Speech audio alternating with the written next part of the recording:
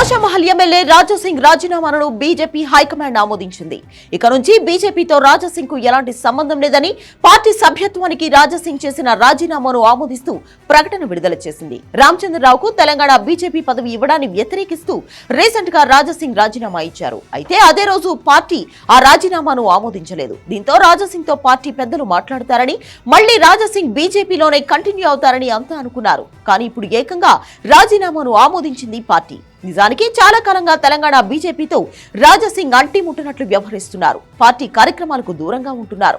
దీంతో చాలా కాలం నుంచి ఆయన రాజీనామా గురించి చర్చలు వినిపిస్తున్నాయి.